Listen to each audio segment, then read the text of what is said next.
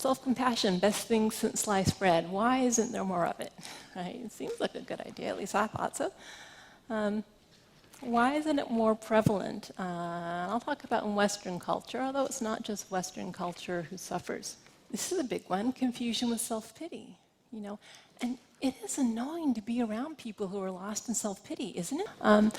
We give the gesture of self-pity. It's also really dramatic, overly dramatic, right? So why isn't self-compassion self-pity? Well, first of all, this common humanity element is absolutely key. If it was just self-kindness, you might say, what's the difference? Self-compassion isn't poor me. Self-compassion it's hard for all of us. The human experience is hard for me, for you. This is the way life is. It's not egocentric, quite the opposite. It's a much more connected way of relating to yourself. And also, this is why the mindfulness is so important. When we're mindful of our suffering, we see it as it is. We don't ignore it, but we also don't over-exaggerate it. This is a big one that comes up. And part of this is the problem with language. People say, but don't we need self-criticism? Don't we need some constructive, healthy criticism? Yeah, absolutely. I'm not talking about healthy, constructive, kind, supportive, encouraging criticism. I'm talking about harsh, nasty, belittling, you're worthless, you're no good type of criticism, And that language sounds extreme, but it's really not. If you actually write down, especially on a bad day, some of the things you say to yourself, it can be really shocking how nasty it is. Right? So that's a type of criticism I'm talking about that you might say negative global self-evaluations. I am bad. I am no good. Okay? So what self-compassion does is it doesn't evaluate and judge the worth of yourself as a person, but it does see wisely. It discriminates. Self-indulgence, right?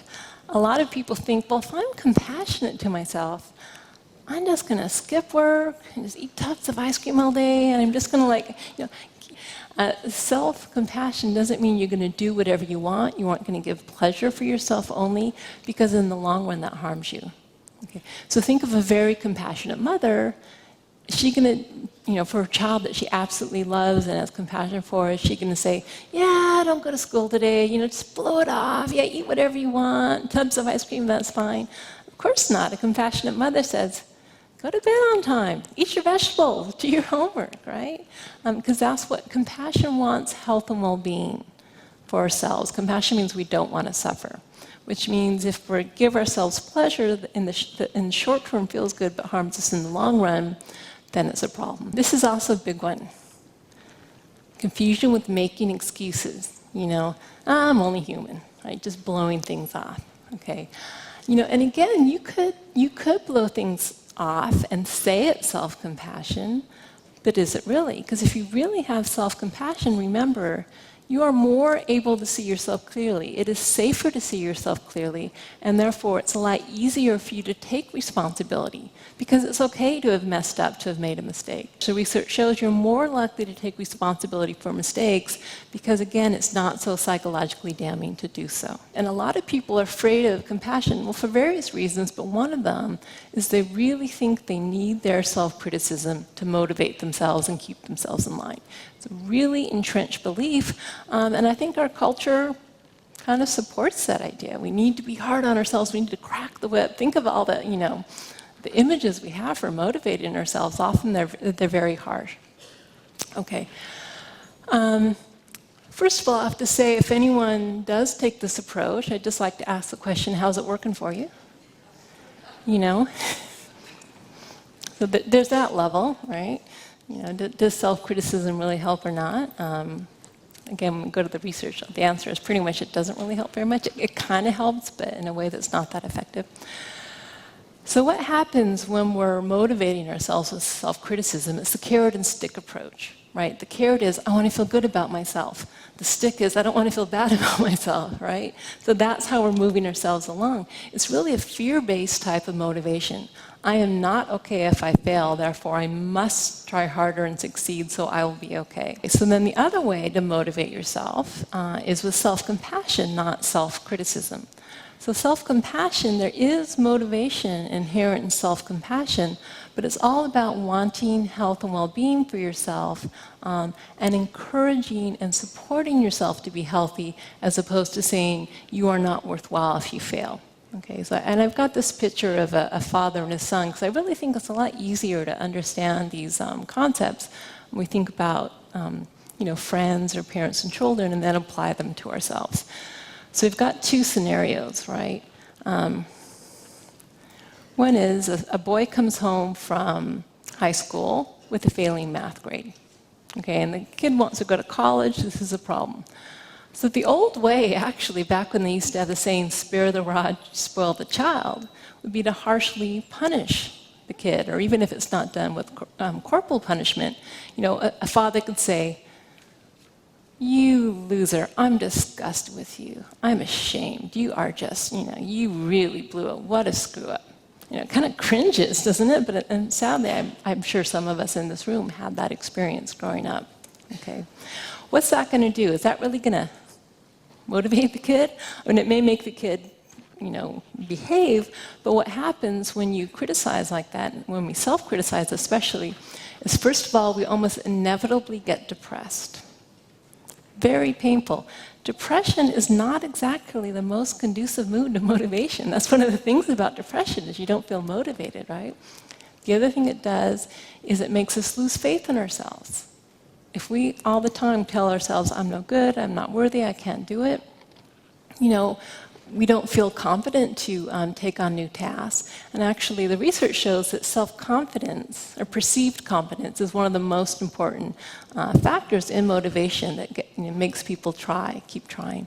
And then the third thing that happens when you constantly criticize yourself is you become afraid of failure.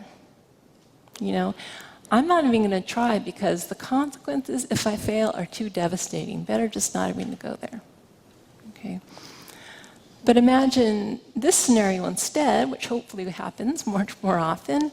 The son comes home with a failing math grade, and the father says, whoa, you must be really disappointed, Hey, listen, it's okay, it happens to everyone. People do fail. I still love you. You aren't bad for failing. I accept you anyway. But it is a problem. I know you want to go to college. You got to get your math grades up so you can get into a place like UC Berkeley, right? So what can I do to help you? How can I support you? Do I need to help you with your homework? Do I need to get in a tutor? Let's figure out what's going on. But I believe in you, and I know you can do it, and I'm here to nurture and support you along the way. That's actually be much more effective in the long run for having that child learn the skills he needs to learn to go on. And yet we don't really do that with ourselves very much. For some reason, we believe that the harsh self-flagellation approach is more effective than being kind, supportive, encouraging, nurturing. Okay. So not only would I argue, but we'll talk about in a moment, there's research to show that that's really not the case. Self-compassion is a very effective motivator. There's another thing I'd like to talk about with this idea of motivating ourselves with self-criticism that I think is worth paying attention to. One of the reasons we're so attached to our self-criticism, even though it's painful, is because it gives us the illusion of control. You shouldn't have failed. Oh, that means theoretically it's possible that I would never fail. It's just because I did something wrong. You shouldn't have made a mistake. You shouldn't have been this. You shouldn't have been that. We love the illusion that it's theoretically possible to be perfect, to never have things go wrong. To do everything we want to do. Just a show of hands, how many of you, if you could snap your fingers and get rid of your absolute worst trait that you don't like about yourself, would do it? Why wouldn't you? If we had so much control, why are we still doing it? Because we don't have that much control. We have a little wiggle room, but not much. Our genes, our early history, our culture, our stress level. There's so many reasons why it's hard to be exactly who we want to be, right? But somehow when we criticize ourselves, we feel that, well, maybe if I just tried that little bit harder, I could be perfect. And that's not reality. Okay, so self-compassion takes a different approach. First of all, self-compassion is about self-acceptance. I fully accept myself as I am, flaws and all. I have compassion, kindness, love, even though I'm not perfect, even though I don't fail. And self-compassion is not about self-improvement or evaluating yourself. Am I good enough or not? Trying to do more and more and more so I can see myself positively. It really is about accepting who you are as you are. Okay, well, does that contradict what I just said about motivation? Doesn't self-acceptance mean being passive, being complacent? Doesn't acceptance just mean acceptance? Well, yeah, it does, right? So if you accept things as they are, then how does that help motivate, make a change, right? And Carl Rogers talked about this very beautifully. The curious paradox, and it is a paradox, is that when I accept myself as I am, then I can change, right?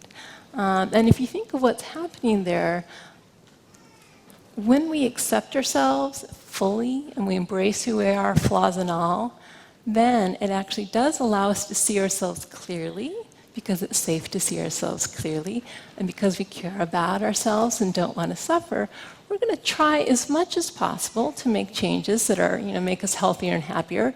But we also know that if we don't succeed, it's still okay. Right, so there's not this pressure of you are a bad person unless you change. Yeah, it'd be great if you could change, you'd be happier, but I accept you regardless. Right? And so sometimes I think of the way self-compassion is useful for motivating is it plants seeds. It plants seeds of, I'd really like not to suffer so much. I'd really like to be happier. I'd really like to be more fulfilled in this area. So I'm going to water those seeds with a sense of care and nurturance and kindness. But I know at the end of the day, I don't have total control whether or not that tree is going to grow. But I'm going to do what I can.